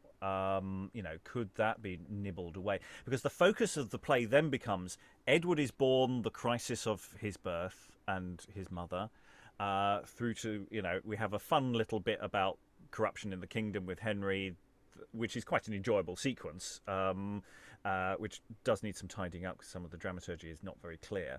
And then we're into this second half of the play, which has been quite focused, actually. It's been really quite a satisfying little journey on Edward's. The moment Edward comes on, that's the second half of the play. That's where we put the interval is before he actually appears as a talking figure, and that would work. So I'm down with cutting out Wolsey. He doesn't do anything, does he, Alan? I'm not sure I would quite go with that. I can see the idea of treating it as a fever dream or a deathbed dream. And actually, when you look at it overall, it does seem to work almost more like a modern film or TV type script with massive chunks of flashback.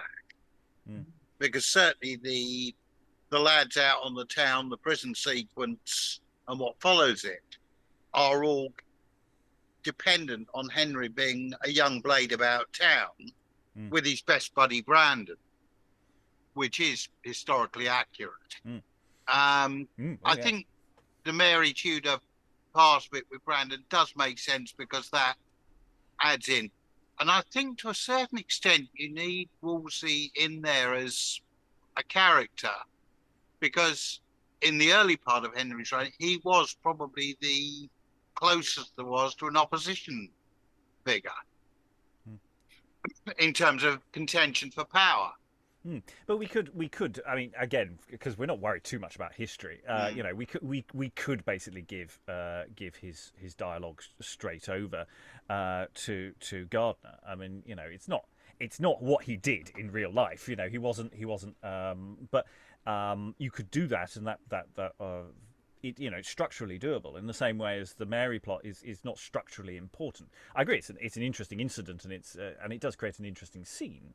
It partly also depends on the doubling of who we can double sensibly to be different roles. And it's tricky, this one, because it's got so many extraneous random people. It's like earlier I read Grey because Grey had a line and I didn't even notice Grey was there.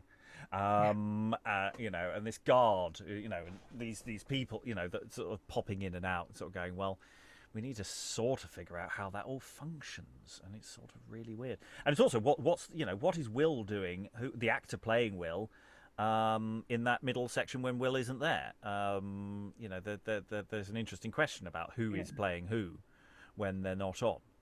Because I say it's a massive cast. And it's an interesting question of how big the company was for that then. And it's certainly bigger cast than I'd be comfortable doing, you know. Much as I love Dormouse, do we need Dormouse? You know, Dormouse is fine. You know, those kind of people who pop up for 2 seconds and disappear, that's okay. You can put on a silly hat and, you know, make that work. But, you know, it's when it's a character who's named as a character and then does nothing. I feel like Compton can absorb a lot of other people's dialogue because he's always on, and you can't kind of cut him, or you can cut him, but you need to pass his dialogue on to somebody else. And you know, who do we want to big up, and who do we want to bring down? So in that sense, if we could big up Brandon more, give him more dialogue, then that works, and that's okay. Maybe Compton quietly disappears, or you know, how many wingmen does the king need? That's the question. And that's the sort of thing. I feel like this player is presenting himself like a man who needs wingmen. It feels like he's a bro out on the town. And again, if that's his fever dream, it doesn't have to be historically accurate. If he just remembers, oh, we went out and we did such great things. Do you remember when we went and we got arrested? Yeah. And you go, no, I don't actually, sir. Your Grace possibly misremembers. There. Okay, any other thoughts on the close of the play? Lots of trumpets, so many trumpets. They keep playing even while the dialogue is going on. I mean, there's sort of those things. We get ceremony. I love the way that the I don't believe I don't know. This is one for the historians, but you know, would the Emperor say, "Uncle of England, King of France"? I suspect he might. Uncle of England and Ireland, you know. I don't think he's going to acknowledge that one.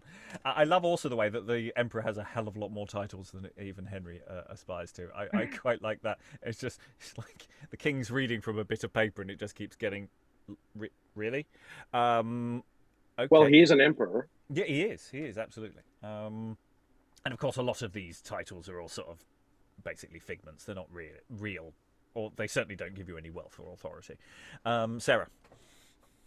Yeah, and I'm sure I remember reading somewhere that actually before Charles became the Holy Roman Emperor, because the Holy Roman Emperor is just basically elected, isn't he, from by a bunch of electors. Like it's not set in stone who's going to get it. The way, we've done a play on this subject, in fact. Oh, have we? Oh, I don't know. Maybe that's where I got it from. I don't remember. But I seem to recall that Henry actually wanted it, or at least there was some maneuverings to try and make Henry the Holy Roman Emperor. You know, obviously very early on, before all the other stuff kicked off. So the fact that Charles turns up and he's got all these titles, that's quite funny. I mean, it wouldn't maybe read with all the audience, but for the people in the audience who would get the joke, you know, Henry could be just a bit like, yeah, okay, and that title, and yeah, whatever. And oh God, has he got any more titles that they want to announce? You know, you could make something of that. It would be quite fun. There's also this interesting question. There's an interesting line. I don't know how this is staged. Sound trumpets while my fair Queen Katherine gives entertainment to the Emperor. What's she doing? Interpretive dance? You know, what's going on there? Dance of the Seven Veils. Yeah, What? You know, we've got various presentation parties going on. So is she the one handing the flowers? You know, because you get the medal, then you get the flowers. You know, how's that working? I don't know. So yeah, lots of strange things. And then yes, you've got the sort of Wolsey's fall. I was sort of trying to work out whether actually you could remove Wolsey's fall and pull it earlier into the play. Whether actually Wolsey falls quite early on, so that the early stuff, which is still out of time but isn't quite so out of time, might work. But I don't know. That might require a bit more crowbarring and dramaturgical work to make that function. Anyway, I think it's time to go into final thoughts for the play overall. Most of us have been here for the full session. Some of us missed the opening. I think I've probably put forward my pitch. I'm much less again this play than I was the first session. The first session was quite flat. The play didn't open well. I don't know whether once we we just keyed into it, and maybe actually it wasn't as flat as we thought it was, or just maybe because the history got a bit more bonkers, and that was quite enjoyable. Certainly, it felt like the dialogue improved. It felt like, and certainly from the second half of the play, there was a thesis. There was something to really grab hold of. So I feel that there's some work to do in the first half more than there is in the second. You could do almost a play on Edward, actually, out of this, rather than Henry, and have Henry as a more peripheral figure. But yeah, I'm much more on this, and it feels much more doable than, again, that first session when I really didn't have a sense of it. So Sarah, any final thoughts? Well, I feel very much like you do, actually. This is like comedy experience in reverse, because normally it's the other way around. I'm like, oh, this is going to be great, and then by the end of the final session, I'm like, but yeah, no, this has been fun. I really was not sure about it at all on the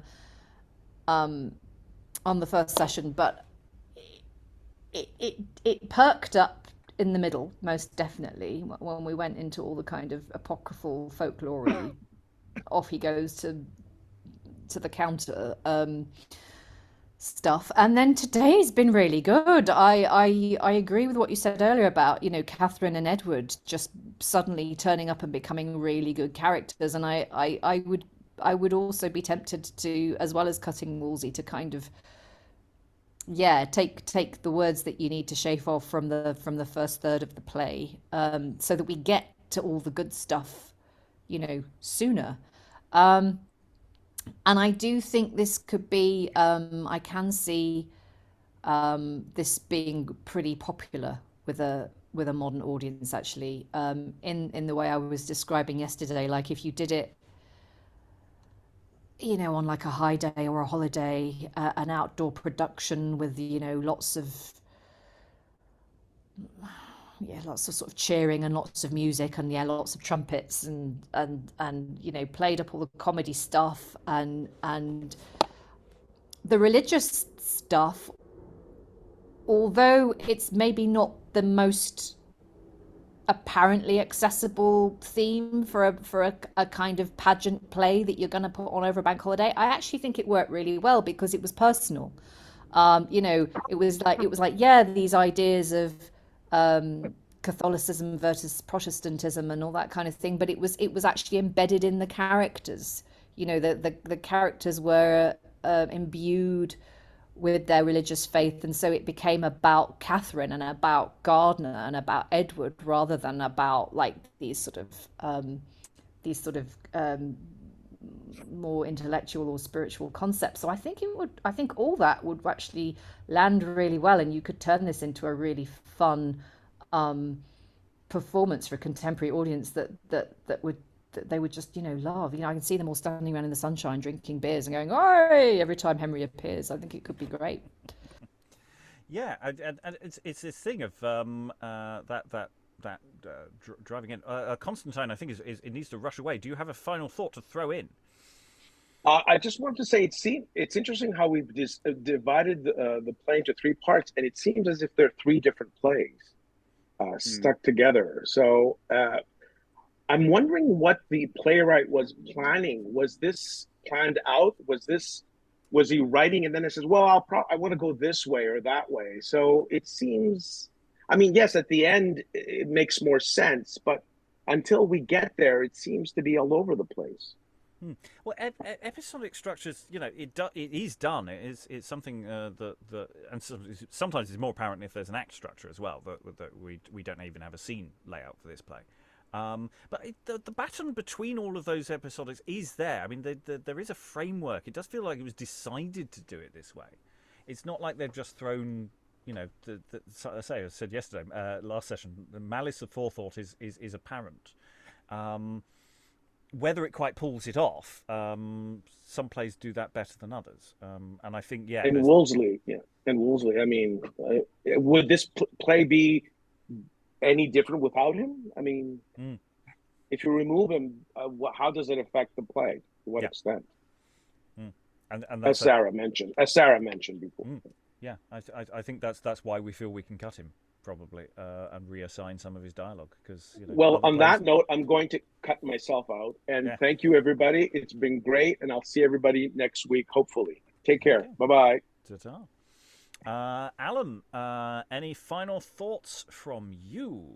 Yeah, I mean, I'm thinking that there's actually two plays splinched together here, because you've got Henry VIII, the early years, and you've then got this Prince Edward and the theological debate, and some sticky tape trying to hold the thing together.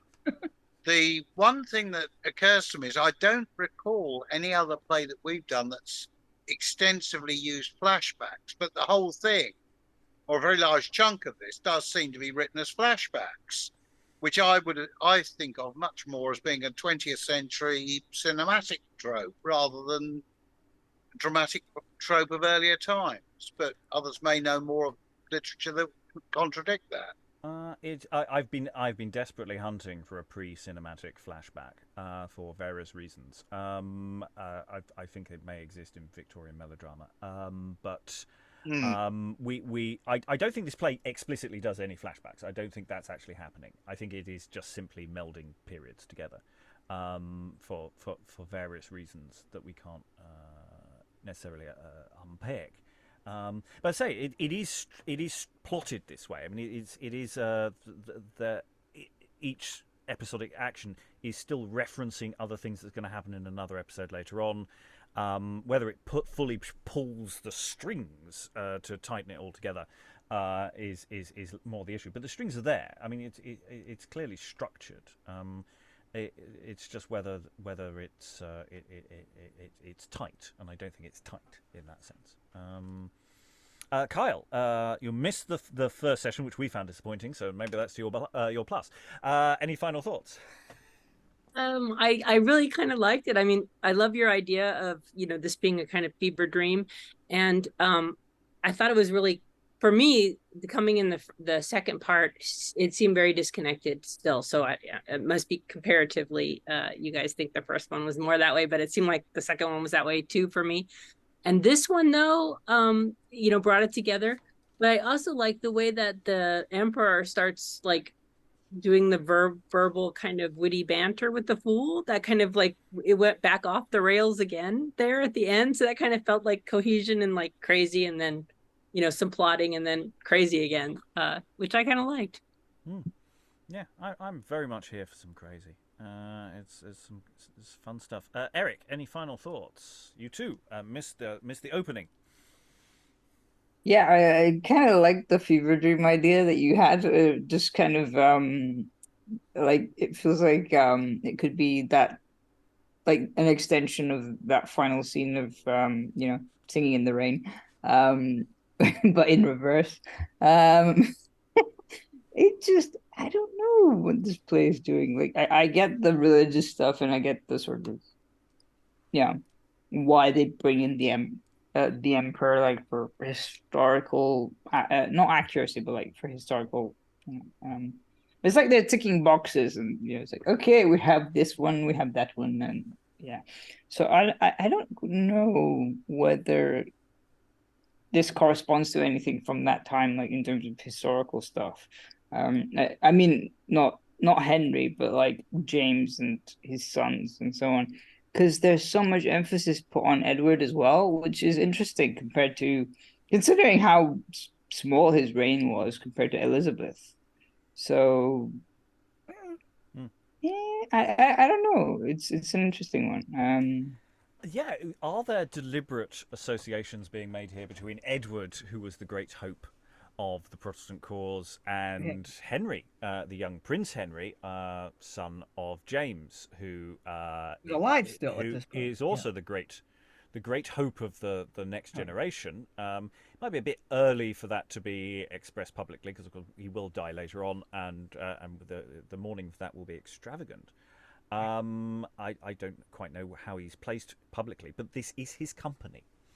So if that is, that might be an explicit nod, actually. I don't know enough about, the relationship of James's family, and because they set up quite explicitly almost in competition courts, as I recall. There is some complicated politics between him, his wife, and his son, and they all are patrons for different theatre companies as well. So there might be something going on there. And it's interesting. I was just flicking through the play, the opening of the play, of how intertwined Wolsey is in terms of the utilisation of the fools. We have 2 fools in the play, and they're integral to cheering up Henry. So it's these threads are all there. So it might be slightly harder to unpick Wolsey from the weep and breath, but that might work, because I don't see Gardner having a fool like Patch. But then we were discussing what to do with Patch anyway. If just simply Will ends up getting clouted by the king, then that might be fine. And it also removes a slight... We had a problem with that scene anyway, because we thought it was just mean on Patch. So there might be something to be done there. But it's, again, what's interesting about the Patch and Will relationship is now that we come to the other end of the play, we've got the Edward and Browne relationship, which is almost exactly the same. One gets beaten for the fault of another. And so that's an interesting parallel that would be a shame to lose. Though, of course, it might just be self-indulgent. So go to Sarah before I go to Lynn for final thought. I think you could... I agree Gardner would not have a fool, but I think you could make him someone else's fool. Or you could maybe have him as... Because he's Will's cousin, isn't he? Mm-hmm. Well, I mean, So their cousin is a Oh, okay. I was interchangeable gonna say term, you could have him as his relative, like who's just there, kind of learning the fool trade, as it were, at court. So he's kind of there because of Will, sort of hanging around Henry. Or you could maybe make him the Queen's fool, or I don't know, but I'm sure there would be a way of doing it. And I also agree about you could actually have Will being the one who gets the clout, and have Patch. Yeah. No, I do take your point about the parallel with Browne. That's a really nice parallel, but I'm sure that there would be a way of doing it so that you could have him there and have that parallel without needing to keep Wolsey. Well, or if he just finds another dupe. I mean, Compton. He manages to persuade Compton to get in the way of the king and gets a clout. Or some of the king, I think it's the status problem. Is that Patch, if he's a full natural, which that becomes a real punching down, really quite unpleasant moment. Whereas if it's a courtier who happens to get in the way of the king and the Will's going, then it's a bit different. But again, it's the parallel with punching down, because of course Browne is lower status than Edward as well. So it's a tricky one. But Browne does get rewarded. He does get knighted. I mean, yeah. Whereas Patch, bless him, yeah, he gets an angel. He gets an angel. It's not the same though. It's like, yeah. Yeah. Anyway, Lynn, any final thoughts? Well, what I like about history plays, as a genre in this period, is that sort of interaction of temperament and political position, how that can be very problematic. I mean, I think Edward II is the best example of that. How he's not a great person, but he's a terrible king. But we still somehow feel for him. I just love that play. And even some of the other things that we've done. There was an Edward play where the king has this insatiable desire for a noble woman, and she basically says, "Okay, here's your choices. I can kill myself or not," And sort of, it's his sort of come to Jesus moment, and he's like, "Oh no, I'm going to be a better person from now on." Or the famous victories where Hal's kind of a reprobate, but then he has a conversion. So the king as a human being, and that those human weaknesses, creating problems in the state. That's what I find interesting about history. And this doesn't seem to be doing that. It's too recent. We can't really criticize the king. So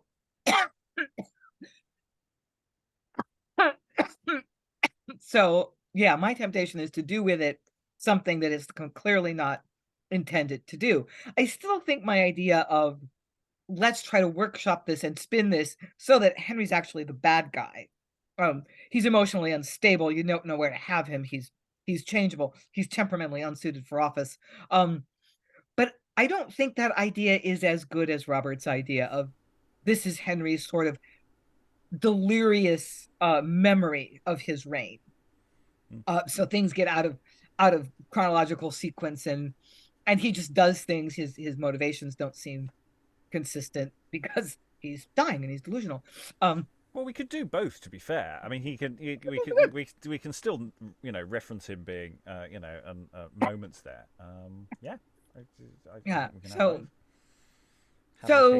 And it does get better. It like the characters come off. It's kind of flat in the beginning, but you never know what's going to happen when you have a good actor inhabiting a role. They can bring out stuff that you never knew was there, or just create things that the text doesn't necessarily hand them, and bring life to something that seems really flat on the page. I like Alan's comment in the chat. Does Henry need a snow globe? It's very Rosebud, isn't it? We could really have him there. But what would it be? What would the word be? Would it be Edward because Edward was his son and that was the one thing that he wanted? Or would it be Jane because he said he always loved Jane best? Of course, God's she died. mother. Or would it be Katherine on the basis she was a repeat offender 3 times? Yeah. Oh, so ambiguous because you didn't know which Katherine he was talking. Yeah. And occasionally we can put in dumb shows of the other wives as well, which he waves away and he doesn't want to look at, and have this little moment. Especially if when he is in full psychopath mood, which he sometimes is in some of these speeches, he turns around and there's a headless, or something from his past, standing there pointing at him. You could really actually, if we had the budget, you could really do stuff with this that would be really quite fun. I'm really getting into this one now. It's really starting to flow. Any other thoughts anyone wants to throw in, Eric? I have to admit that towards the end, where you got like the sort of king complaining about his weight, his sort of how tired he was, all that stuff. He reminded me a bit of the chieftain from Asterix, who was just like carried around all the time. But there's probably where he's not meant to be a comical character, is he? He's kind of, although I guess you could read it as a parody, but there's too much religion in there to not make it a parody. I mean, a sort of satirical, thing. Yeah, I mean, it is interesting tonally where it shifts to and from, because bits of it are absolutely deadly serious, and then there are these sections that are incredibly serious, and then there's this ambiguity as to what Will is doing with his, sometimes Will is doing comedy shtick, and towards the end he's doing that, and that's the thing that clowns do. They will extemporize around themes. That's a noted clown thing. So I'm wondering what the company clown does here, or for that matter, whether it's slightly different every night. And Katherine and Henry, and we'll throw you something random. It doesn't have, There is an interesting question as to how much improvisation is actually done on stage during these periods. In theory, of course, the script has to go for approval, but there are whole areas of performance that aren't necessarily going to be scripted. So there's a lot of debate as to how far it goes or doesn't. Anyway, that's it for Henry VIII. We presume that he now dies at the wedding of his brother. Because that's the way the chronology of this thing seems to work. So on that note, thank you very much, all our wonderful readers, for all their wonderful reading. You can join us in the future if you so wish. Sign-up forms are available on the website all the time. You can be one of these wonderful readers. But from the wonderful readers who are here to the wonderful readers you might be in the future, all that remains to thank you very much, and goodbye. This is Strange.